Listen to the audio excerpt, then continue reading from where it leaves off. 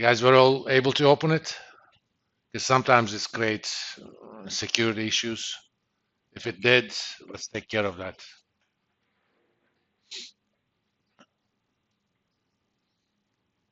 It's not opening the macros.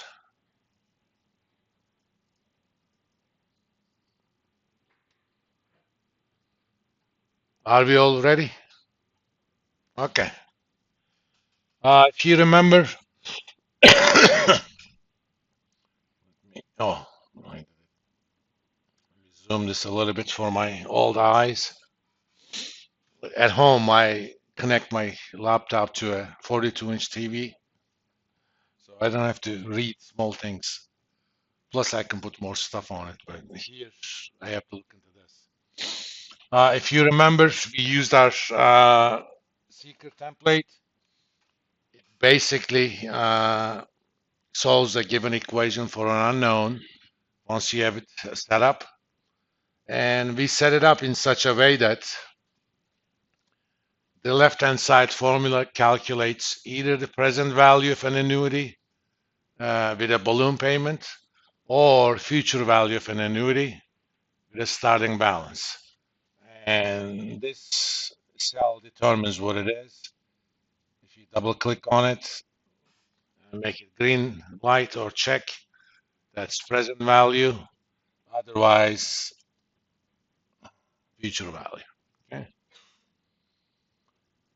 And either present or future value depends upon the interest rate, number of years, how many payments are made in a year, what's the payment, and what's the starting balance or balloon payment. We were kind of smart about it. I mean, these are technically the tags of those variables. They don't affect the calculations. But as I change the check mark into red cross, I basically make that a future and make that starting balance. When it's back to green light or check mark, it's a balloon payment versus present value. So if I told you what the present value of an annuity was, and I told you all the other variables, but I didn't know what periodic payment is, this is going to go ahead and solve it. For example, let's use that, and same thing with future value. I mean, those of you who just joined us today, you're thinking this is coming from space. No, we actually talked about this in the last class. This is basically, as the name says here, user-friendly goal seeker. There is nothing you couldn't do over here that you could not do using GoalSeek in Excel. This actually does use GoalSeek, but it does it through a macro instead of through clicks. So let's go back to that problem. Let me copy this to our today's notes.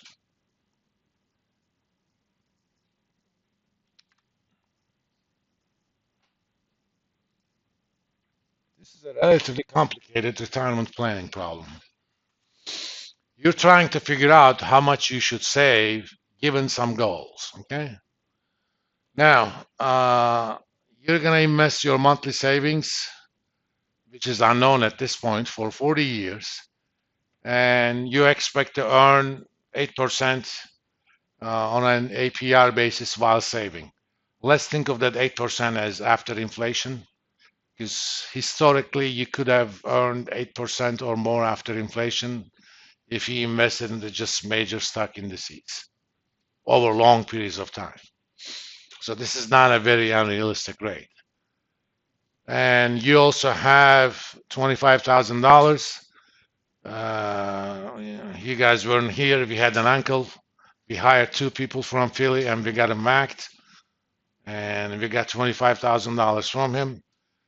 In Mafia, getting two guys from Philly is the euphemism for hiring out of towners to kill somebody. Once you retire, for the following 25 years, you want to draw $5,000 a month in salary And remember, we're thinking of these in inflation adjusted terms. And after 25 years, you want to leave $3 million to your grandkids. Okay. While you're in retirement stage, obviously you're not going to take as much risk. So you'll invest it maybe on lower end of investment grade bonds. So you could earn historically 3% after inflation on such bonds. The question is, how much per month do I need to save? We can solve this problem algebraically. It's probably going to take, depending upon how big your handwriting is, about a page of algebra. If you want to do it that way, I have no problem with that. But as I said, I'm civilized. I'm a surgeon with algebra and I will still choose Excel to do it. Why? Because algebra is a method. Okay? It basically allows you to solve a problem.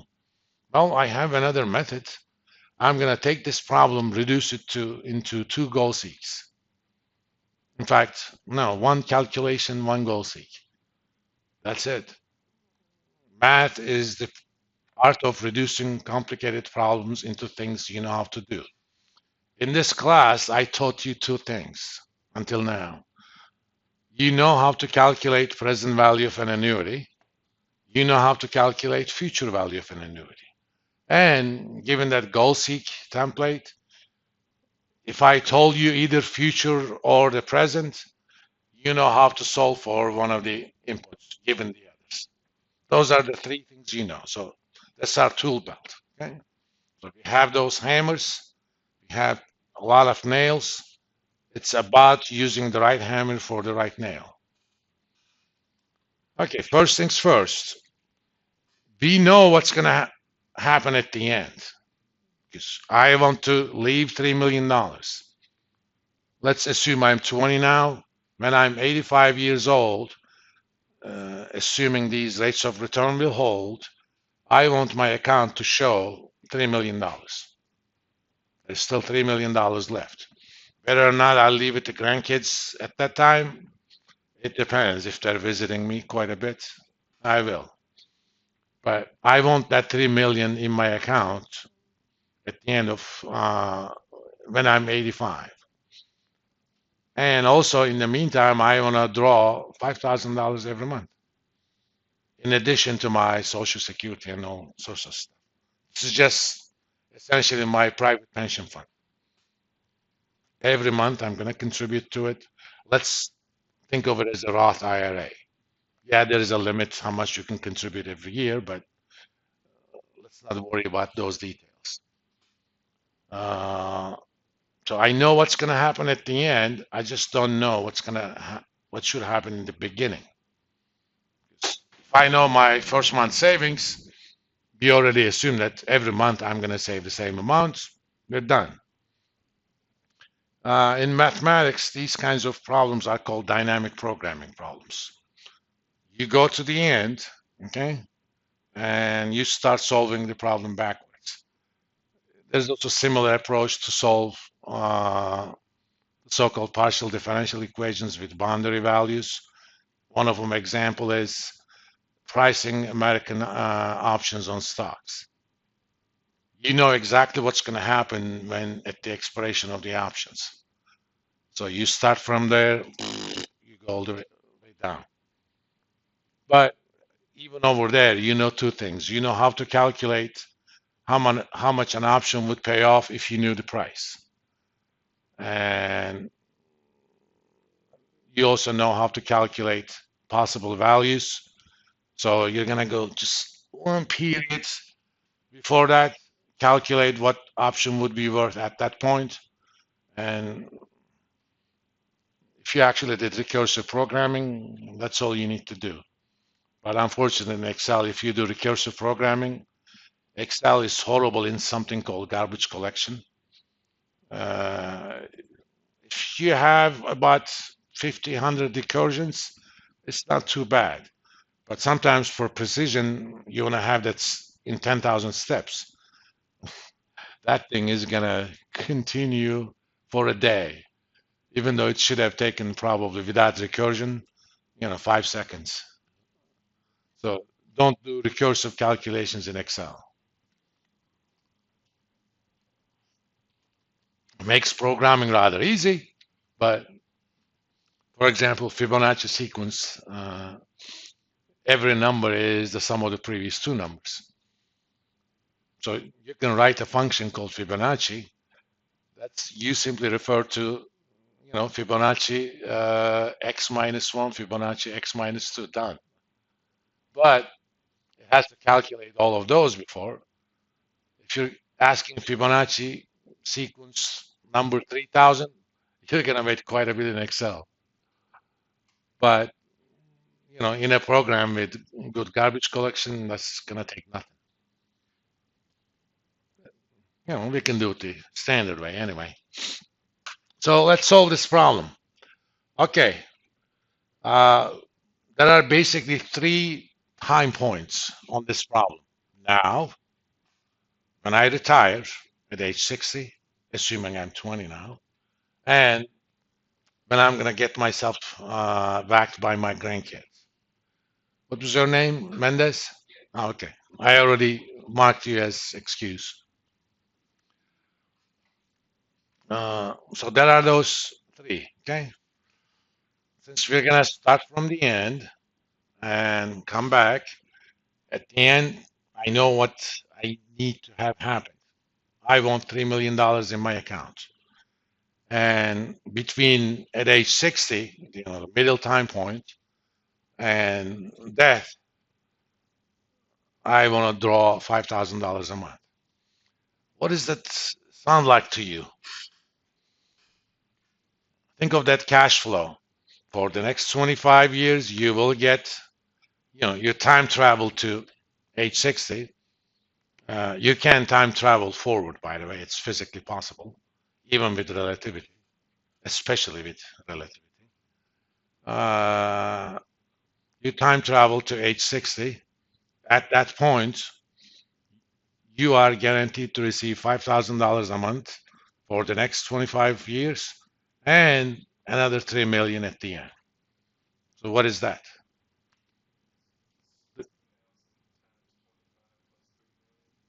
No, I'm not asking what the calculation is. We're going to let Excel do the calculation. What is that cash flow stream? It's an annuity with a balloon payment. Okay.